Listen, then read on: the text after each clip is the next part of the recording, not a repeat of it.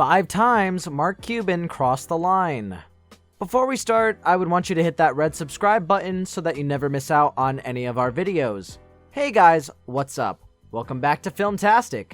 Shark Tank has now been successively running for 11 seasons straight since its inception in 2009. With the 12th season said to be in the works, one of the main drivers of this show is the consistent team of sharks that sit on the panel, which the audiences have grown to love over the years. Entrepreneurs of all kinds show up with unique ideas asking for investment from the sharks, to which they get mixed views. Some panelists try to negotiate, whereas some advise each other about a certain deal. Sometimes, however, the panelists lose their cool over a contestant or even fight amongst each other. Number 1, Origatio. When a contestant comes to the show with an attractive pitch and a reasonable asking rate for the investment in their company, all the sharks have a go at it, trying to grab the best possible deal for both the investor and themselves. In an episode from season 2, 2 young entrepreneurs came to the show asking for an investment in their company called Origatio.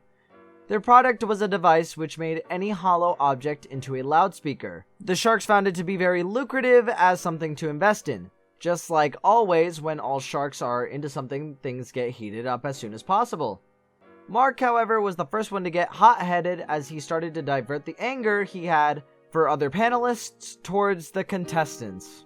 Mark started to pressure them by telling them his final offer and also giving them a time frame to say yes or no to his offer or just leave.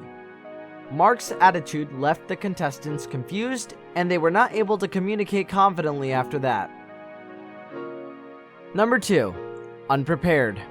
Coming on Shark Tank with a bad pitch as a contestant can result in a disaster, but it is even more bizarre when contestants come with a good pitch onto the show unprepared. Such was the case with Doug, who with his partner came on Shark Tank with a pitch of a software-based security company called Splickety.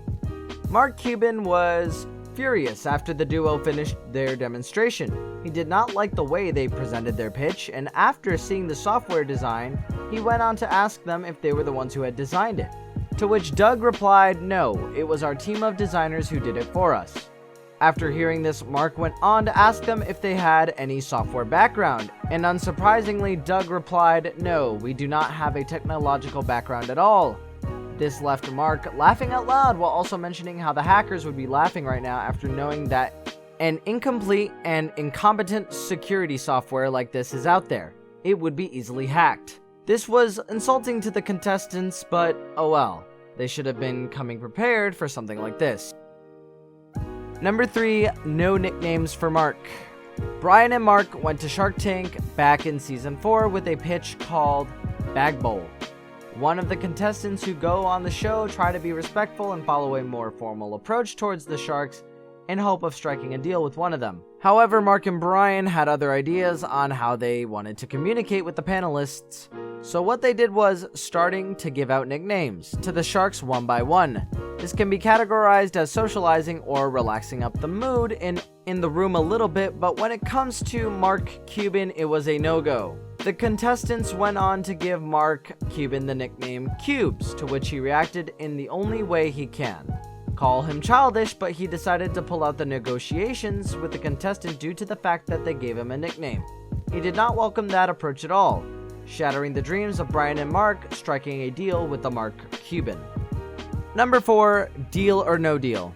In season 5, episode 19, a contestant named Kent presented his pitch to the sharks and then went on to ask for $150,000 for a 10% stake in his company. The thing was that he highly undervalued his company, intentionally hoping that one of the sharks would offer him a very high figure. It backfired really badly for him when Mark Cuban realized Kent's intentions. It became evident to Mark because Kent turned down an offer double to his original asking rate. Mark Cuban went on to call him out, telling him he is full of crap, and also pulled out of the negotiations. Number 5, You Have Enough. Mark is known for his incredibly aggressive approach towards contestants who try to scam him, although things went really far south quick when the young entrepreneur Hai Kim asked for an investment in an already successful company. Mark called her out by telling her that she just wants money to future-proof her company and that she is scamming the sharks. He even called her a gold digger, which left the other sharks in a state of shock. Oh, Mark. That brings us to the end of our video. I hope you enjoyed it. Hit like if you did, and don't forget to subscribe to our channel so that you don't miss out on any of our videos. Also watch the 2 videos that are on your screen because I'm sure you will love them. With that, I'll see you in the next video.